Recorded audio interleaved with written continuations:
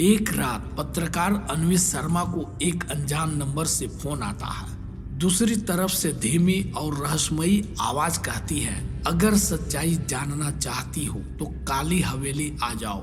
अन्वी की रुचि तुरंत जाग उठी।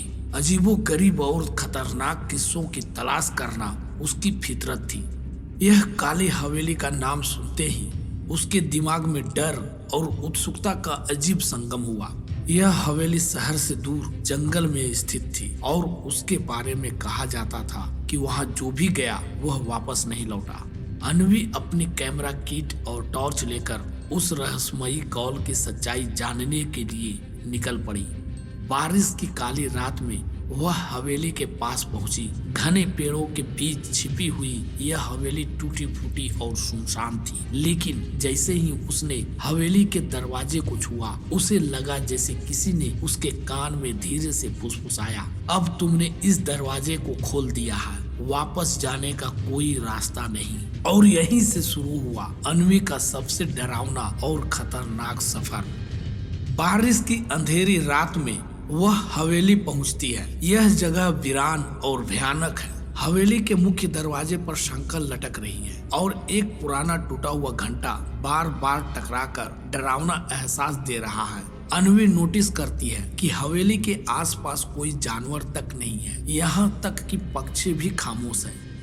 अन्वी के हवेली के अंदर प्रवेश करते ही उसे फर्श पर पुराने खून के धब्बे दिखाई देते हैं। एक अजीब सी हिरन उसकी रीढ़ में दौड़ जाती है। अचानक उसकी टॉर्च एक आदमी की परछाई पर गिरती है, लेकिन जैसे ही वह पलट कर देखती है वहाँ कोई नहीं होता। दीवार पर एक संदेश लिखा होता है, जो यहाँ आया है उसने खुद को मेरे हवाले किया है। संदेश के नीचे किसी महिला की तस्वीर है जिसके चेहरे पर घृणा और दर्द का भाव है। अन्वी एक कमरे में घुसती है जहां फर्श पर रखी हुई एक पुरानी संदूक उसकी ओर खींचती है। संदूक में एक काली किताब होती है जिस पर लिखा होता है, यहाँ तुम्हारा स्वागत है, लेकिन सच्चाई की कीमत तुम्हें चुकानी होगी। किताब खोलते ही कमरे में अजीब सी हवा चलने लगती है। दीवारों पर साये उभरने लगते हैं। अन्वी महसूस करती है कि जैसे कोई उसका पीछा कर रहा है। अचानक हवेली का दरवाजा बंद हो जाता है। चारों तरफ से डरावनी हंसी की आवाजें गूंजने लगती है। अन्वी चिल्लाती है, कौन हो तुम, क्या चाहते हो? एक महिला की आत्मा प्रकट होती है जो काले लिबास में है। उसकी आंखों से खून बह रहा है। वह कहती है, मैं रागिनी हूँ, इस हवेली की सच्चाई जानने आई थी, लेकिन अब इसका हिस्सा बन चुकी हूँ, तुम भी बनोगी। अन्वी जैसे ही बाहर भागने की कोशिश करती है वह खुद को हवेली के अतीत में पाती है। वह देखती है कि यहाँ एक रईस ने अपनी पत्नी को धोखा देकर उसकी हत्या कर दी थी। पत्नी मरने से पहले कहती है, मैं तुम्हारी और हर अजनबी की आत्मा को यहीं कैद कर लूंगी। अन्वी पूरी ताकत लगाकर भागने की कोशिश करती है। हवेली की छत से खून की बूंदें टपकने लगती है। हर कमरे में दरवाजे अपने आप बंद हो रहे हैं।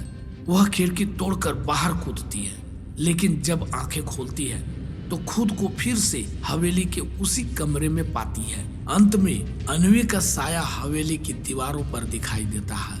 उसके कैमरे की फुटेज में सिर्फ उसकी चीखें रिकॉर्ड होती है। अब हर रात कोई नई आवाज हवेली में गूंजती है। जो भी उस फुटेज को देखता है वह हवेली की तरफ खींचा चला आता है और फिर कभी वापस नहीं आता। दोस्तों, क्या अन्वी वापस आ पाएगी या यह साया का अंतहीन जाल है? मिलते हैं साया पार्ट 2 में। धन्यवाद। अगर ये कहानी आपको अच्छी लगी तो वीडियो को लाइक करें, इस चैनल को सब्सक्राइब करें और अपने मित्रों को भी ये वीडियो शेयर करें। धन्यवाद।